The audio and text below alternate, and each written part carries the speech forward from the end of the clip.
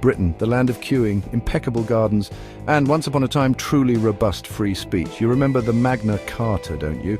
That ancient parchment from 1215. It was a pretty big deal, laying some early groundwork. It suggested, quite radically for its day, that even kings weren't above the law. This spirit, over centuries, helped build a reputation for letting people say their piece. But here's the thing about reputations, folks. They can change, sometimes quite dramatically, and not always for the better, as we're about to see. Now, let's zip forward to today, June 4th, 2025. Things in the UK feel, shall we say, a little less freewheeling. There's a certain nervous energy when it comes to speaking out, a bit like trying to compliment your mother-in-law's new hairdo. You choose your words very, very carefully because the wrong ones might just explode in your face. This isn't quite the publish and be damned attitude of old. It's more publish and be prepared for a lengthy legal battle, or worse, a visit from the authorities. How very un-British. Historically, Britain championed the idea that open debate was vital. Thinkers like John Milton, with his barnstorming Areopagitica, argued fiercely against censorship. He believed truth would always win out in a free contest of ideas. Then there was John Stuart Mill, who said even wildly unpopular or offensive opinions had a right to be heard, to be debated, to be challenged. This was the bedrock, a marketplace of ideas, however noisy or uncomfortable. It was about hashing things out, not shutting things down, a principle that now seems to be gathering dust in the national attic. So what on earth happened? How did this shift occur? How did the nation that gave the world such eloquent defenders of liberty end up in a situation where people are being arrested for silent prayer? Yes, you heard that right. Silent prayer. It's a perplexing transformation, isn't it? Like watching your favorite rock band suddenly release a polka album. It's unexpected, it's confusing, and frankly, it's a little worrying. Let's delve into the mechanisms of this modern muzzling. It's quite the story, and not a particularly cheerful one. First up in our tour of how to gently strangle free expression is the Public Order Act, and its various legislative siblings, all designed with seemingly good intentions. They aim to prevent harassment, disorder, and things that make people feel icky, which on the surface sounds perfectly reasonable, doesn't it? Who wants disorder? Who wants harassment? Nobody, that's who. But the devil, as he so often is in the details, and the rather broad definitions within these laws, giving authorities considerable leeway to decide what crosses the line, a line that seems to be getting redrawn daily. Consider the recent phenomenon of safe zones or buffer zones, particularly around places like abortion clinics. A 64-year-old activist, Livia Tossici-Bolt, found this out the hard way in Bournemouth. She was convicted in April 2025 for holding a sign. The sign read, "Here to talk if you want, not exactly storm the barricades, is it?" More like a polite offer. Her punishment, a conditional discharge and a staggering £20,000 in legal costs for offering a conversation inside a designated zone. The irony is so thick you could spread it on a scone. And Miss Tossici-Bolt isn't an isolated case, not by a long shot. She was, in fact, the second anti-abortion campaigner convicted for breaching that same Bournemouth zone. Before her, in November 2024, a man was prosecuted. His crime? Silently praying. Yes, apparently your unspoken thoughts can now be a public order offence if you have them in the wrong place. Now, supporters of these zones point to hundreds of harassment reports before they were implemented. And protecting people from harassment is, of course, crucial. But the question is whether these measures are a proportionate response, or if they're catching more than just genuine harassers in their net. The core issue with many of these public order laws is their inherent vagueness. Terms like harassment, alarm, or distress are incredibly subjective. What one person considers a legitimate protest, another might find deeply offensive or intimidating. This ambiguity doesn't just lead to contentious court cases, it creates a chilling effect. Ordinary people, unsure of where the ever-shifting boundaries lie, might simply choose to stay silent. To avoid the potential hassle, the legal fees, the public shaming. And that, my friends, is how free speech can die. Not with a bang, but with a hesitant, self-censoring whimper. Now, let's turn our gaze to the wonderful world of the internet, our modern-day public square, or, increasingly, our digital courtroom. Every tweet, every Facebook post, every online comment can be scrutinized.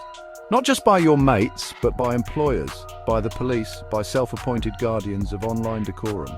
The case of Lucy Connolly springs to mind, sentenced to 31 months in prison for her speech, online speech. Now her comments were described as indefensible by many, but a 31-month prison sentence for words.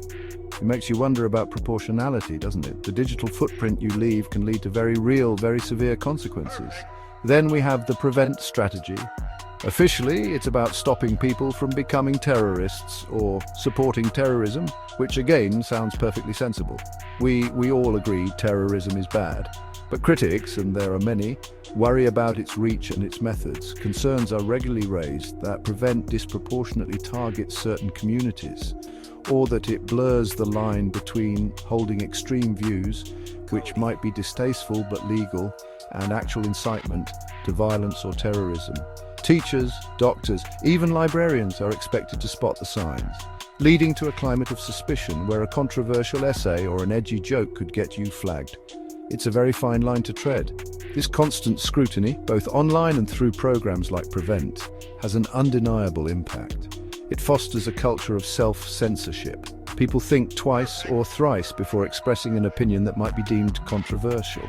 Or that might be misinterpreted by someone somewhere. They might avoid discussing sensitive political topics, even in private online groups, for fear of being reported, investigated, or simply misunderstood with serious repercussions. This isn't the vibrant, open debate that a healthy democracy thrives on. It's more like a dinner party where everyone's afraid of offending the host, so they just talk about the weather endlessly.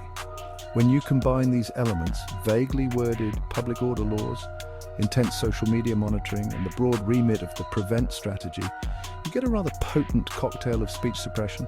It's not the jackbooted censorship of old-school authoritarian regimes. It's more subtle, more insidious, a gentle, persistent pressure to conform, a digital panopticon where you're never quite sure who's watching or listening, or what innocuous comment might suddenly become problematic. It's enough to make anyone think twice before they type, or even think.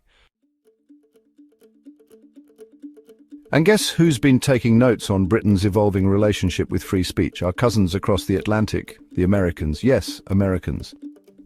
In an almost surreal turn of events, US officials are now expressing concern. US Vice President J.D. Vance reportedly confronted UK Prime Minister Keir Starmer on the issue. And in March 2025, a US State Department delegation actually visited London. Their mission? To affirm the importance of freedom of expression. They met with UK activists, including some of those detained for silent prayer. When the land of the First Amendment starts sending delegations to about free speech, it's perhaps a sign that you've taken a bit of a wrong turn, a very, very quiet wrong turn. Jason Miller, a former senior advisor to Donald Trump, also weighed in rather bluntly in May 2025. He stated that the US president views the free speech situation in Britain as personal, and that the US State Department is actively pushing for free speech rights globally. He highlighted what he saw as disproportionate punishments, like Lucy Connolly's 31-month sentence. Even while finding her comments indefensible, he questioned the severity of the penalty compared to violent crimes. He emphasized that all civilized societies should uphold free speech, including stupid free speech. A concept the First Amendment rather robustly protects in the States. It's a stark contrast to the UK's increasingly qualified approach. This international scrutiny isn't just a diplomatic headache, it has real implications for Britain's standing in the world. Is the UK still a leading beacon of democratic values, or is it becoming a case study in how civil liberties can be incrementally eroded in the name of order or safety? Of course, there are counter-arguments. BPAS, the operator of the Bournemouth clinic, emphasised the importance of women accessing legal healthcare free from harassment. And that's a vital consideration. No one disputes the need for safety and respect. The crux of the debate is about balance and whether that balance has been lost. Are the current restrictions proportionate and truly necessary? So, where does this leave the United Kingdom?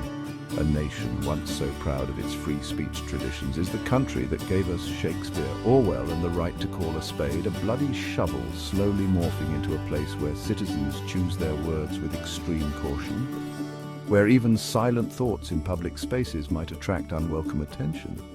The government naturally will talk of maintaining public order, of protecting vulnerable people. And these are important goals. But at what cost to fundamental freedoms? Is the volume on British public discourse being subtly but steadily turned down? It's something to think about, quietly of course, just in case.